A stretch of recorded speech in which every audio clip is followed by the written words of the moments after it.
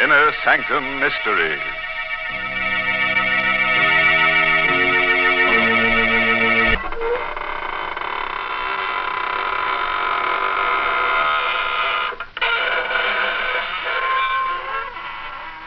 Good evening, friends of the Inner Sanctum. This is your host to welcome you in through the squeaking door to another half hour of horror. Come in, won't you, and sit down. I hope you'll forgive me if I don't get up, but I'm terribly tired. I spent last night with a friend who's a book collector, specializes in bestsellers. He certainly showed me some interesting ones. In fact, he tried to bury me in one. Because all the very best sellers have corpses in them. And now, friends, if you're willing to gamble with your peace of mind, put out the lights and listen to Death by Scripture. It's an original radio play by that old gravedigger, Robert Newman. Yes, and our star tonight is Stefan Schnabel, who plays the role of Stefan. The place is China, somewhere near the outskirts of Shanghai, a man-made wasteland ravaged and devastated by war. Driving through an abandoned village on his way to a camp for displaced persons is Major Roger Mason. Suddenly, the glare of his headlights picks out a strange, wild-eyed figure who stares, then scuttles into the shelter of an alley. Mason hesitates for only a moment, then stops his jeep. Hello there. Come back here for a minute, will you? Hello. Okay, if you want to make a game out of it. This alley somewhere. Oh, there you are. Please, master, please. I mean no harm. Easy. Now, no one's going to hurt you. Certainly not me.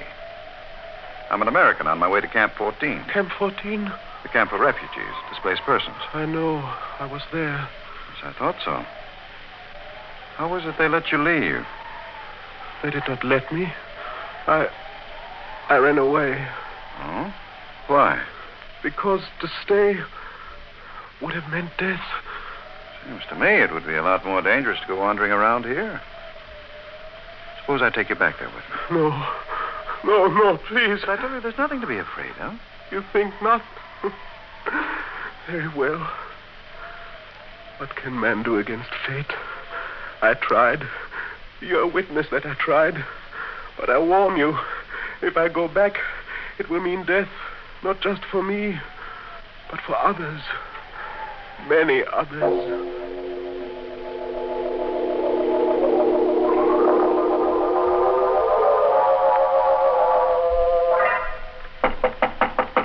Come in. Dr. Kona? Yes. I'm Major Mason. Major Mason, I'm very happy to meet you. Welcome to Camp 14. I'm very glad to meet you, too. I've heard a great deal about you. The job you've been doing here. Oh, Dad. There was not much I could do when we were all prisoners. But now that we have been freed and are beginning to get food and medical supplies, it is almost like a holiday. May I present Miss Mia Singh, who has been assisting me? Major Mason? Miss Singh? I brought someone here with me, someone I picked up on the road, and... Stefan. I did not want to come back. He made me. Well, then he does come from the camp here? Yes, of course. A curious case. We have never been able to discover his last name or even his nationality. We have many kinds here, you know. White Russians, Koreans, Siamese, Burmese. Stefan, why did you do it? Why did you run away? Because I was afraid. Because of this. Another one. That same paper. What is it? We found about a dozen of them scattered around the camp this afternoon. Read it. You have not escaped. There is no escape. Do you recognize this symbol here? Japanese Black Dragon Society. It says there is no escape. And it's true. I tried to escape, and what happened? He brought me back. Our benefactor. Our savior. I told you there was nothing to be afraid of, Stefan. Afraid? Is death something to be feared? It is the one escape they cannot take from us. Death, to sleep, to rest, to rest. Really in a pretty bad state. Couldn't you put him up in the administration building? That might be exactly what they want. What do you mean? It is not like the Black Dragon Society to warn someone they mean to kill. But suppose they don't know exactly who they do want. Wouldn't they do what they seem to have done? Make a general threat and see who showed fear, who did run away? The war is over, Kornoff. The Major is right, Doctor. Are we still living in the past? And we do have a room here where we can put Stefan. The one down the hall. Very well. But remember, I warned you. I, too, think it will mean death.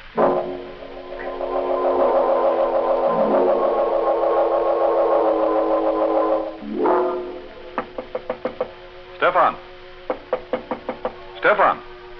The door's not locked, Major. Come in. I didn't know whether I'd be disturbing you. Whether you were asleep. Sleep? I never sleep. Never. You're feeling better, though, aren't you? Safer? It is at least quiet. A man can think. I was lying here, trying to remember. Trying to remember what? If I knew, I would know everything. But I don't know. There is much that I can remember. Such as what, Stefan? The first one. The greatest one. Many lifetimes ago. The garden with a wall around it. The torchlight bright on their breastplates and helmets. And his face. Then the hill. The place of skulls. And the earth shaking. Stop it, Stefan. Whatever it is you're talking about, it's horrible. Horrible, yes. But true. Those I can remember. I can't ever forget. But what I can't remember is now. Who I am, what I must do, and why. That will be horrible, too. As bad as the others, but... Look, Stefan, you're a sick man. Now, you've got to rest. You've got to stop thinking, brooding. I'm going to get you something, some medicine. That'll help you to sleep. Then when you're strong again, we'll take you away from here. Sleep? I told you I do not sleep. I cannot sleep. No? We'll see about that. I'll be back in a few minutes. Sleep. He does not believe that it is not for me. Not even the final one, which is dreamless. What's that? Outside the door. This door. But who is that? Who is there? No, don't!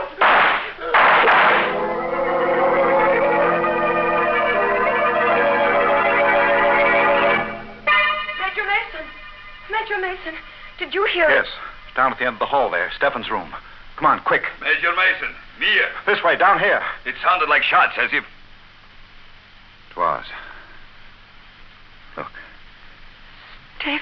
No, don't touch him. Let me see. Dead? Unless he's not flesh and blood. 3 slugs right over the heart. Must have been fired right from the door there, and... Good Lord. What is it? His pulse, still there. Where's your surgery? Right next to the office, what there is of it. Here, help me carry him in there. We'll operate immediately.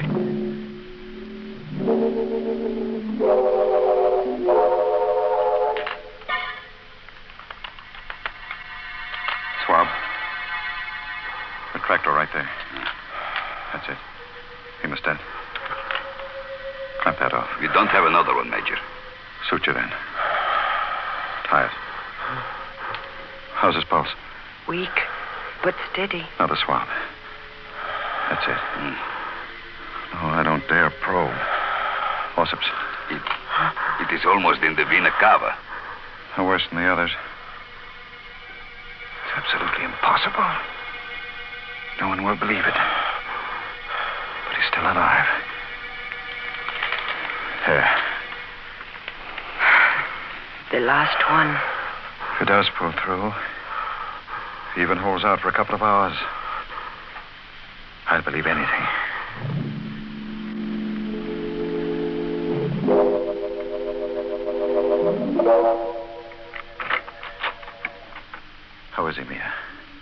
I don't believe it either. But he's better. His pulse is still strong, and there are no signs of shock. I'll stay with him for a while. You go get some sleep. No, I'm all right. I'd like to stay until we are sure that... Major, look. He's coming too. No. Don't make me come back. Don't make me do it again. Don't. Hello, Stefan. How are you feeling? What? Oh, yes. The American. Why are you looking at me like that? Because you have no right to be alive now. And you wouldn't be if it were not for him. I never had any right to be alive. But I am. And I won't die. I told you I wouldn't. I couldn't. Until I do what I have to do. And what's that? It is coming to me. Slowly. I'm beginning to remember. I do not see it all yet. But I know what it will mean. Vultures and blood. Coffins and death.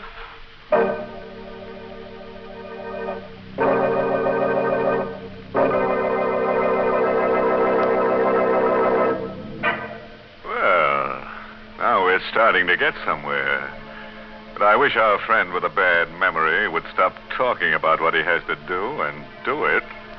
Here we are halfway through our story with only one shooting. And no corpses. Things don't pick up, I'm going to get in there myself and show them how to pour gore.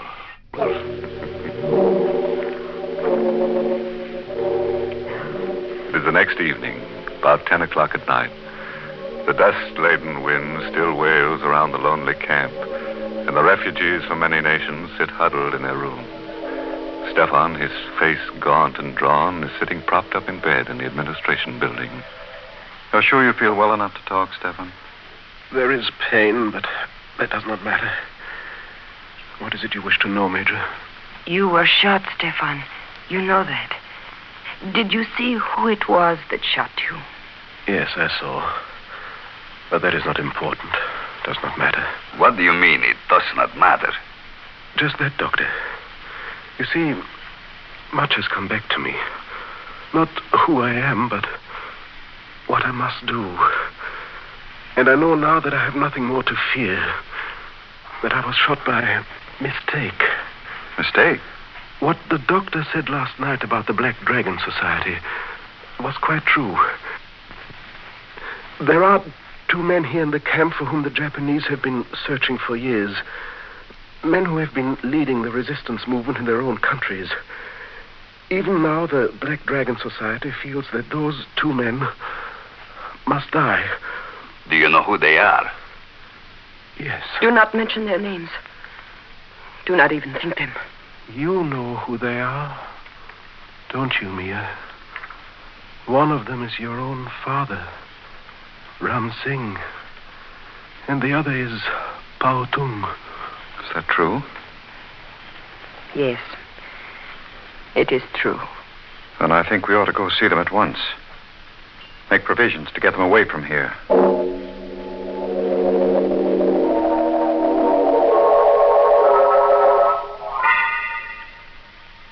That, then, is the situation, gentlemen. And I should like to have you escorted to Shanghai as soon as possible. You are very kind, Major.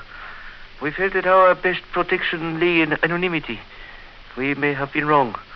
As for the danger, even though Japan has been beaten, not all the members of the Black Dragon nor their agents have been rounded up.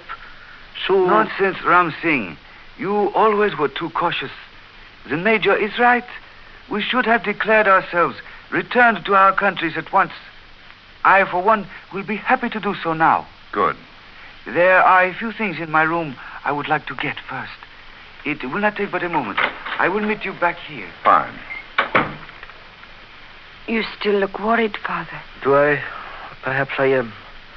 After all these years, waiting, working, suffering, to be so close to what I waited and worked for. But what is there to be afraid of? The Major has promised you protection? I know, and I'm profoundly grateful. But I keep wondering how Stefan knew. What was that? Out on the compound, and it sounded like... Pautung. Stay here, both. No, wait, I'm coming with you. Father, you stay here. Lock this door and do not let in anyone unless you know who it is. Major Mason! Major Mason, where are you? Over here. This blasted dust is so thick. Who's that? Kornloff, you heard it too? Yes. Sounded as if it came from... There he is. Pautung. Yes. Dead? Very. Throat cut from ear to ear. No. No, he just left us. He was only gone a minute. That minute was all somebody needed.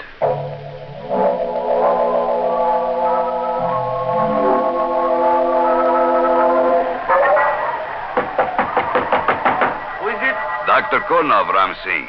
Major Mason asked me to take you up to the administration building. Just a second. That scream out in the compound, was it? Yes. Pautung. And was he... Yes. Killed. That is why the Major wanted me to come and get you. To put you somewhere where you would be safe.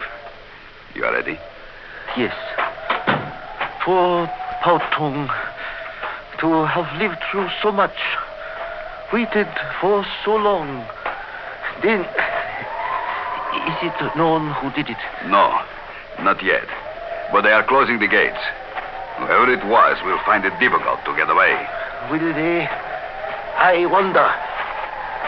In this dark, where the dust's so thick you can hardly see. Besides, suppose it is not someone from outside. Suppose it is someone from the camp here. Someone who has been here for a long time. Wait. Dr. Kornov! Dr. Kornov, where are you? Dr. Kornov! Must have lost him as we came through the alley. With this wind. Dr. Kornov! Is that you? Who is it? Answer me! Tell me who it is! No! Let me go!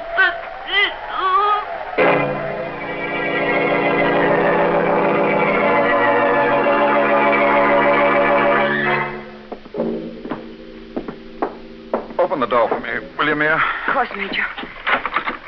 Where are you going to put him? Yeah. Right here, in the office.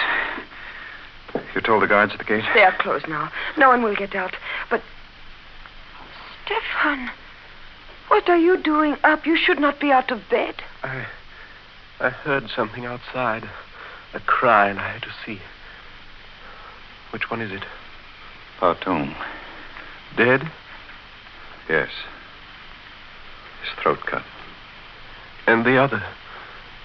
Your father, Mia. Dr. Kornov went to get him. He is bringing him here where he will be safe. Now go back inside to bed. Father? Dr. Kornov? Kornov, where is your father? Isn't he here? Why, no. You were going Didn't you go get him? Yes, I did. We started across the compound together, but it was so dark. The dust was so thick. I lost him. I called to him, looked for him, and when there was no answer, I thought he had gone on ahead. Stay here, all of you. I'll go. I'm sorry, Mia. Why? Why are you looking at me that way? And what are you sorry about? I am sorry that we became separated, that I lost him. I am sorry that he's dead. Dead? How can you say that? Because he must be dead. Because it's part of the pattern, the cycle. That is enough, Stefan. Come on. I will take you back inside. You're a very sick man, Yes, and you shouldn't. Yes, I'm sick. Not as sick as some, but sick enough. I won't go back, though. Not yet. I must wait. I'm not sure for what, but I know I must wait for something. Listen. Major Mason? Yes. You found him? Yes. Yes, I found him. Father. Father. I told you. I knew. He had to be dead. Yes. Yes, he had to be dead. I think I knew it, too. Knew it was hopeless from the very beginning. How did it happen? Strangled. With this. Strangled. Dying out there in the darkness. 2 of them killed within a few short minutes, and we still do not know. That's not completely true, Mia. You mean you know? Your father and Pao Tung were around here for a long time. They died because Stefan revealed their identity. That means the murderer had to have access to that information. He had to know precisely where they were and when they were going to be alone. And he had to be able to get at the medical supplies here. The medical supplies? Because Pao Tung's throat was cut with a scalpel. And your father was strangled with a catgut suture. And that means... Don't move, Konov. Had you covered since I came in? Dr. Konov. No, I do not believe it. Thank you, my dear. I am sure that there will be quite a few others who will feel that same way. Stefan, you saw who shot you. Who was it? He. Kurnov. You too, eh, Stefan? Well, I have a little something here I'd like to show all of you. Something... Major, look out! Oh! Not quite fast enough, Konov. But at least you saved us the trouble of a trial. As for you, Stefan... Do not blame him, Major. It was not his fault. Not his fault. It was he who exposed your father and Pao Tung. I know. But I think I also know why he did it. You know? Then tell me in heaven's name. Here. This should not come from me, but take it. Money? You are giving me money? Yes. Silver. The amount may not be exactly right, but now do you understand? Yes. Yes. Thank you. And bless you. I do understand everything. What I have done and what I must do.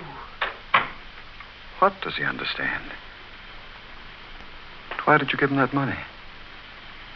There was once someone else who betrayed a friend and was paid for it with silver. 30 pieces to be exact. You mean? Yes. In the Bible. One Judas Iscariot. What, that's mad, insane. Are you implying that that's why he didn't die when he was shot? That he's eternal, immortal? I do not know. Perhaps he is not always the same. Perhaps in each crisis, in every period of history, there is always one who must play the role of the betrayer, even against his will. But this much I do know. That he is not immortal. Wait a minute. I just remembered. The story of Judas in the Bible. Come on, quick. What's that? The money I gave him on the floor. And... Good heavens. Yes. Matthew 27, as I recall. And he cast down the pieces of silver in the temple and departed, and went and hanged himself.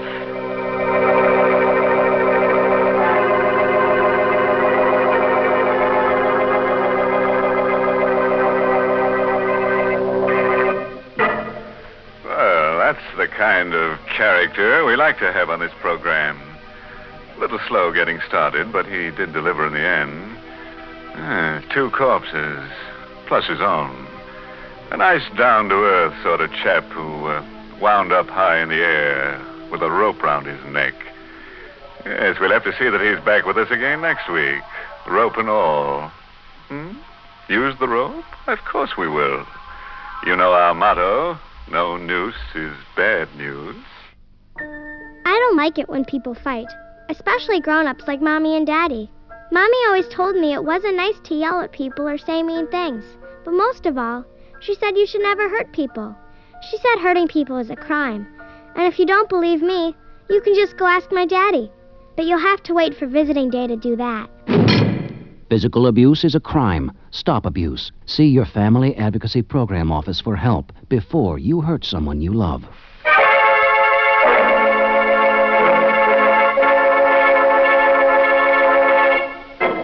And now here's a word of advice, friend. If you should be invited to spend the weekend with a friend in the country, and he should wake you at midnight carrying a lantern and shovel and invite you to go berrying with him, make sure he doesn't mean burying with a U. And when I say you, I do mean you. Oh, by the way, this month's Inner Sanctum mystery novel is The Whistling Legs by Roman McDougall. Now it's time to close the squeaking door, so good night. Pleasant dreams.